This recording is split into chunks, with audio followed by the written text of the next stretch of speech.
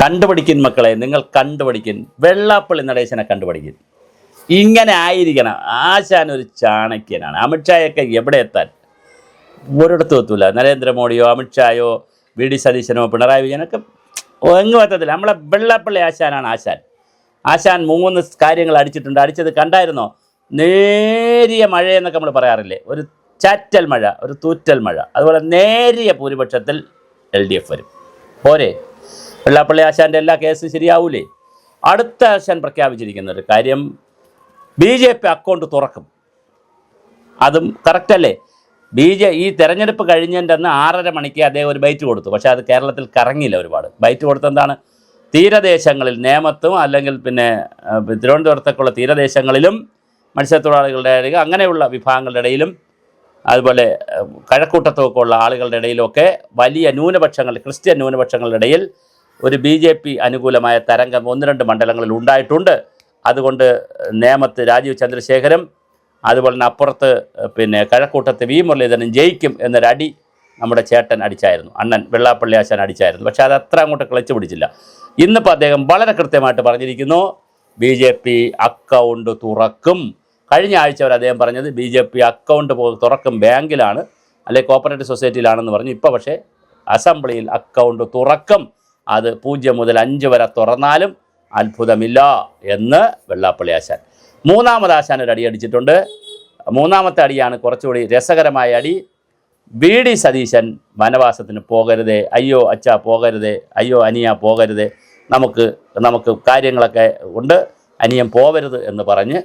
അപ്പോൾ 3 കാര്യങ്ങളാണ് വെള്ളാപ്പള്ളി ആശാൻ പറഞ്ഞത്. ഒന്ന്, നൂല് പോലത്തെ വളരെ ചെറിയ മഴ, നമുക്ക് കാണാൻ പോലും പറ്റില്ല, ചെറിയ തണുപ്പ് വരുമായിരിക്കും.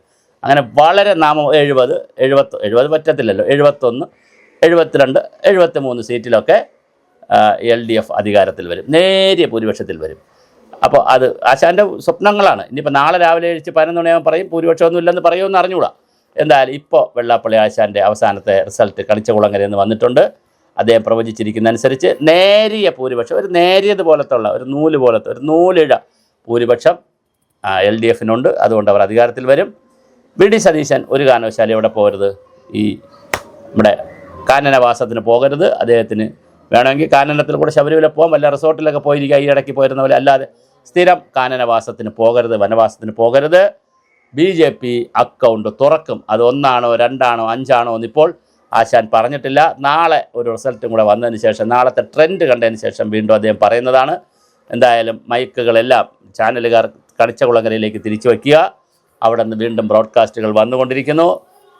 കഴിഞ്ഞ ആഴ്ച വരെ പറഞ്ഞത് BJP ബിഗ് സീറോ, അവസാനം ഇപ്പോൾ അക്കൗണ്ട് തുറക്കും എന്നുള്ള സ്ഥലത്തേക്ക് എത്തിയിട്ടുണ്ട് കാര്യങ്ങൾ. ഇനി അത് കഴിഞ്ഞിട്ട് വനവാസത്തിന് പോകണം എന്ന് പറഞ്ഞ ആൾ ഇപ്പോൾ പോകണ്ട എന്നുള്ള രീതിയിലായിട്ടുണ്ട്. വലിയ ഭൂരിപക്ഷത്തിൽ പിണറായി വരും എന്നുള്ള ആളിപ്പോൾ നേരിയ ഭൂരിപക്ഷമാക്കിയിട്ടുണ്ട്. മറ്റൊരു അനൗൺസ്മെൻ്റ് കൂടെ വന്നു, പിണറായി വിജയൻ മിടുക്കനാണ്, മിടുമിടുക്കൻ. പക്ഷെ കുഴപ്പം പിണറായി വിജയൻ്റെ ഉദ്യോഗസ്ഥരാണ്. P ശശിയും അവിടെ ഇരിക്കുന്ന രവീന്ദ്രനും, CM രവീന്ദ്രനും, രാജശേഖരൻ നായരും, അതുപോലെ തന്നെ മേജർ ദിനേഷ് ഭാസ്കരും, അങ്ങനെ തുടങ്ങിയ ഒത്തിരി പേരവിടെ ഉണ്ടല്ലോ. നമ്മുടെ പ്രദീപ് കുമാറും, പഴയ MLA കോഴിക്കോട് MLA പ്രദീപ് കുമാറും അടക്കമുള്ള ഒരു വലിയ സംഘം എവിടെയുണ്ട്. പിന്നെ വേറൊരു സംഘമുണ്ട്, അത് ഉപദേശ സംഘം. ചുക്കിനും ചുണ്ണാമ്പിനും കൊള്ളാത്ത കുറേ ഉപദേഷ്ടകരുണ്ട്. ശാസ്ത്രോപദേഷ്ടകൻ, സാമൂഹ്യ ഉപദേഷ്ടകൻ, പിന്നെ ക്രമസമാധാന ഉപദേഷ്ടകൻ രമൺ ശ്രീവാസ്തവ, പിന്നെ അത് കഴിഞ്ഞ് വിദ്യാഭ്യാസ ഉപദേഷ്ടകൻ രതീഷ്, അങ്ങനെ ഒരു പേരുള്ള ഒരാൾ, പിന്നെ സകലത്തിന് ഉപദേശകരുണ്ട്. അതൊന്നും യാതൊരു പ്രയോജനമില്ല. ചുമ്മാ ഇരുന്ന് അണ്ടിപ്പരിപ്പ് കഴിച്ച് സമയം കളയുന്നുള്ളതല്ലാതെ പിണറായിയെ തെറ്റിദ്ധരിപ്പിച്ച് PM ശ്രീയിൽ ഒപ്പിടിയിച്ചു, ശാസ്ത്ര സാങ്കേതിക കൗൺസിലും ഒക്കെ നശിപ്പിച്ച്, ഇവിടുത്തെ ശാസ്ത്ര ഗവേഷണ സ്ഥാപനങ്ങൾ മുഴുവൻ നശിപ്പിച്ച ഒരു മനുഷ്യനാണ് അദ്ദേഹം.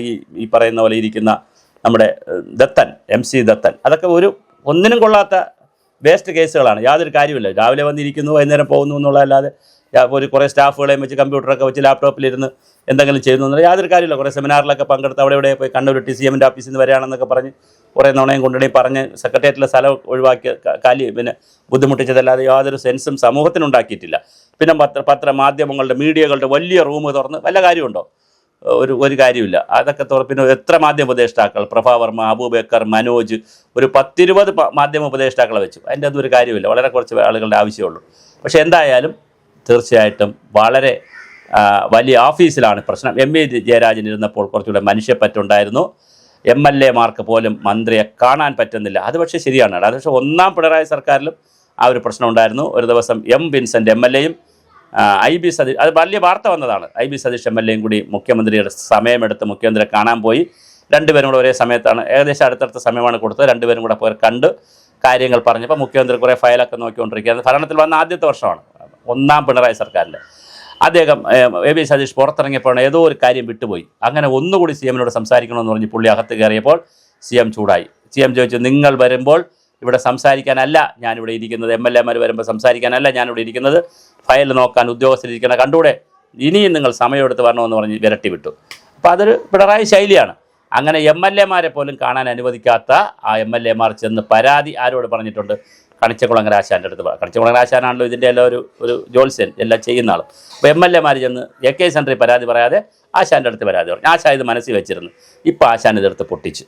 അപ്പോൾ MLA-മാർക്ക് പോലും കാണാൻ പറ്റാതെ മുഖ്യമന്ത്രി വളരെ ലോല ഹൃദയനാണ്, അതിലോലനാണ്, മൃദുല ഹൃദയക്കാരനാണ്, സുന്ദരനാണ്, സുമുഖനാണ്, ഗാനമൊക്കെ പാടുന്ന വളരെ വളരെ ലളിതമായ ഒരു പച്ചവെള്ളം ചവച്ചരച്ച് കുടിക്കുന്ന, പാല് തണുപ്പിച്ച് മാത്രം കുടിക്കുന്ന, കോൾഡ് കോഫി മാത്രം കുടിക്കുന്ന വളരെ സാധാരണയായ ഒരു പച്ചയായ പിണറായിക്കാരനാണ്. പക്ഷേ അദ്ദേഹത്തെ വഷളാക്കിയത് അദ്ദേഹത്തിൻ്റെ ഓഫീസും ചുറ്റും നിന്നവരാണ്. ഈ ചുറ്റും നിന്നവരെയും നിർത്തിയവരെയും കുറിച്ച് മനസ്സിലാക്കാൻ കഴിയാതെ പോയതാണ് പിണറായി വിജയനുണ്ടായ പരാജയമെന്നും MLA-മാർ കണിച്ചകുളങ്ങര ആശാൻ്റെ അടുത്ത് പരാതി പറഞ്ഞപ്പോൾ ഒരു വാക്ക് CM-ൻ്റെ അടുത്ത് ചെന്ന് പറയണ്ടേ? CM-നെ വിളിച്ച് കാറിൽ കയറി കഴിയുമ്പോൾ, CM-എ അങ്ങ് നിങ്ങളുടെ ഓഫീസിൽ ചുറ്റും നിൽക്കുന്നതെല്ലാം താങ്കൾക്ക് തീയിടാൻ നിൽക്കുന്നവരാണ്, എല്ലാത്തിനും അടിച്ചിറക്കിയിട്ട് താങ്കൾ വല്ല പ്രമുഖരെ വയ്ക്കണമെന്ന് പറയണ്ടായിരുന്നോ? അതും അപ്പോൾ പറഞ്ഞു കൊടുത്തില്ല. ഇപ്പോൾ അതാ തോറ്റ് ശരശയ്യെ കിടന്ന് പറഞ്ഞിട്ട് ഒരു കാര്യമില്ല ആശാനെ. എന്തായാലും ആശാൻ പറഞ്ഞുകൊണ്ടിരിക്കുക.